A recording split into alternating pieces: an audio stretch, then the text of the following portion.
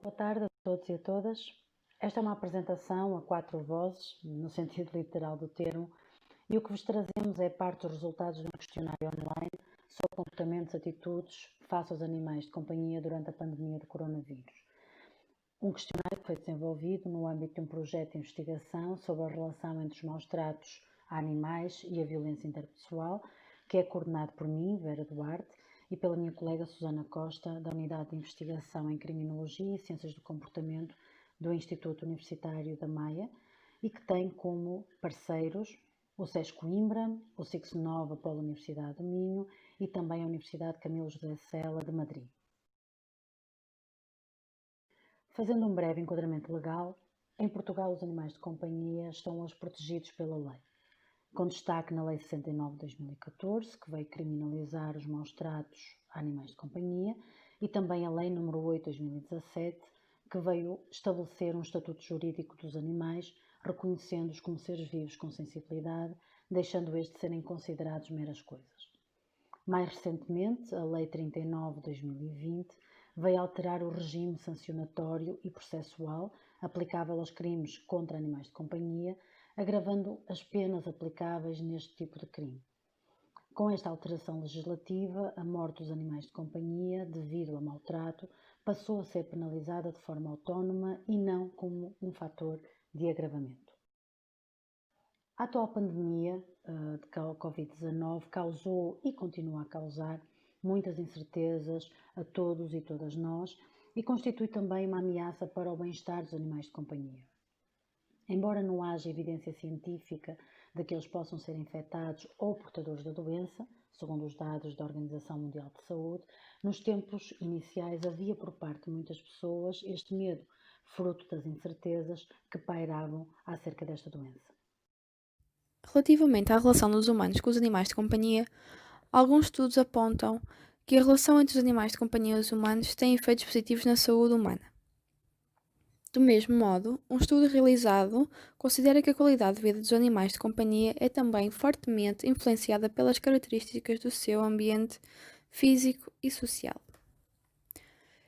Ainda outros estudos envolvidos sobre o impacto do confinamento em Espanha nos animais de companhia apontam para que, embora as pessoas sintam que a sua qualidade de vida foi severamente afetada, o animal de companhia foi o seu suporte, o que aumenta o risco de hiperexcitação, hiperapego, mudança de rotinas dos hábitos alimentares e de passeio com os animais, o que pode criar problemas comportamentais.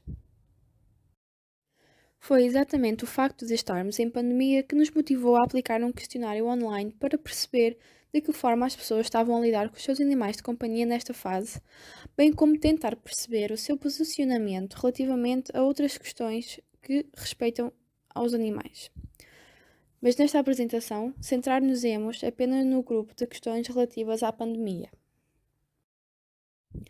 Como já referido, usámos um questionário que foi aplicado maioritariamente nas redes sociais, como o Facebook, o WhatsApp, o Twitter, mas também através do e-mail. O questionário esteve disponível entre o dia 11 de maio e 1 de junho de 2020. Podiam responder todas as pessoas que tivessem mais de 16 anos com ou sem animais de companhia. O questionário é composto por 39 questões, maioritariamente de resposta fechada, mas também com algumas de resposta aberta. Obtivemos 2.198 respostas validadas.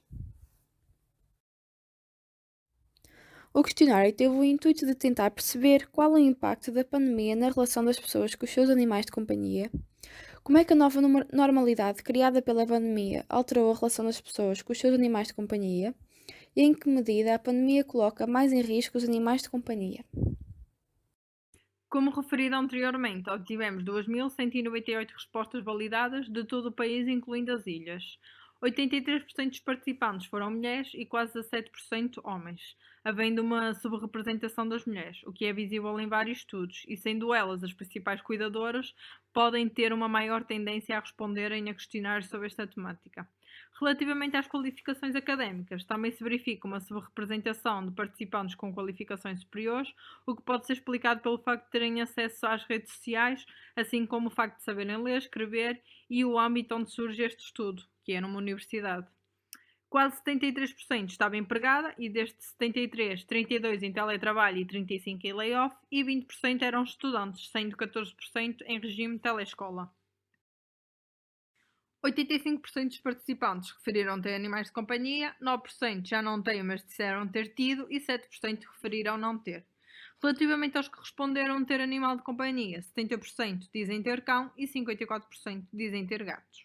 40% referem ter apenas um animal de companhia contra 24% que referem ter dois. Estes animais de companhia são maioritariamente cães e gatos, embora alguns tenham referido outros animais mais exóticos, como as caturras, largatos, etc. Em 17% dos casos o animal foi comprado, 21% oferecido, 18% encontrado e em 40% dos casos adotado. Foi-lhes pedido a partir daqui para escolherem apenas um dos seus animais e responderem apenas relativamente a essa escolha. 61% escolheu o cão, 34% escolheu o gato, o que revela que o cão e o gato são os animais de companhia por excelência. Identificamos 4 atitudes principais dos tutores relativamente aos seus animais de companhia no período antes e durante a pandemia.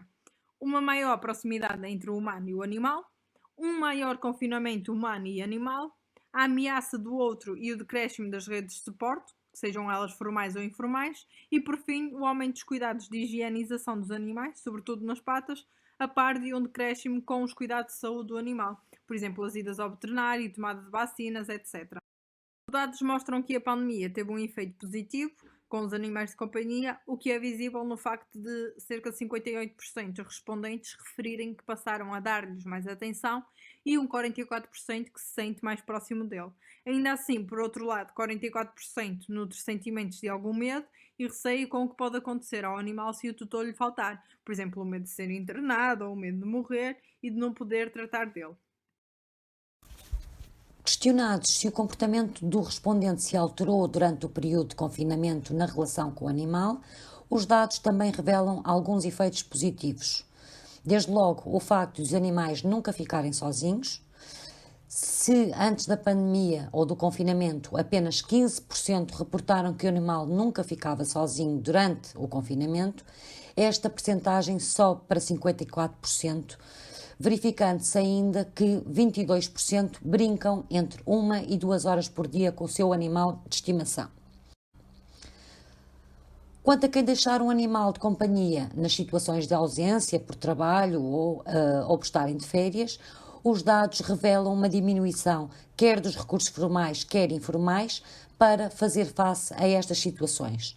No caso de amigos e familiares, essa opção decresce 9% e no caso dos hotéis para animais, por exemplo, decresce 3%. O que revela aqui também uma suspeição criada em relação ao outro e um medo do outro. Já relativamente às saídas com os animais de companhia, quer para fazer as necessidades fisiológicas, exercício ou conviver com outros animais da sua espécie, as saídas para as necessidades fisiológicas mantêm-se, mas verifica-se um ligeiro decréscimo no passeio para o animal fazer exercício físico ou passeio social, com o passeio social com um decréscimo de 4%. Parecendo assim que o passeio do animal para socializar com outros animais da sua espécie não é visto como algo muito importante nesta fase, ou pode ainda ser explicado pelo receio que alguns tutores e tutoras possam ter de que o animal seja contaminado pelo vírus, transportando-o para dentro de casa.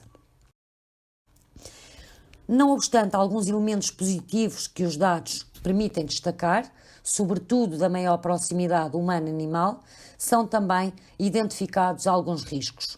O menor suporte formal e informal, que pode levar a situações de maltrato, deixar um animal sozinho em casa e, em última instância, pode levar ao abandono. Embora se verifique uma maior proximidade entre o humano e o animal, o maior distanciamento imposto aos animais com a diminuição das saídas para socializar pode potenciar comportamentos negativos no animal, irritabilidade, stress, tristeza, etc.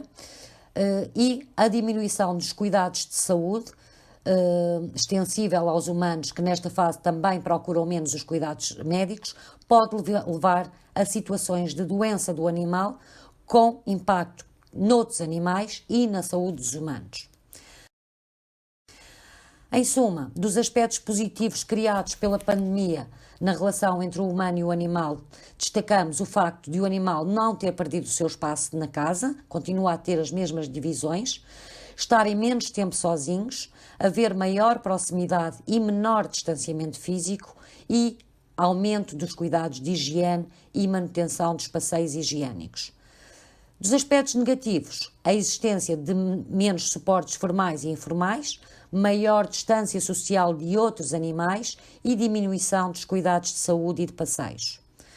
Não havendo evidência científica até ao momento de que a pandemia tenha feito aumentar os casos de maltrato ou abandono dos animais, é necessário que não ignoremos os alertas da OMS e da DGS, bem como de algumas associações. Com os tutores em casa por semanas consecutivas, há, como alguns estudos mostram, nomeadamente em Espanha, um maior risco de hiperexcitação e hiperapego, maior irritabilidade, mudança de rotinas e de hábitos alimentares e mudanças de passeio, que pode também criar problemas comportamentais. E a segunda vaga está aí. Muito obrigada a todos e a todas.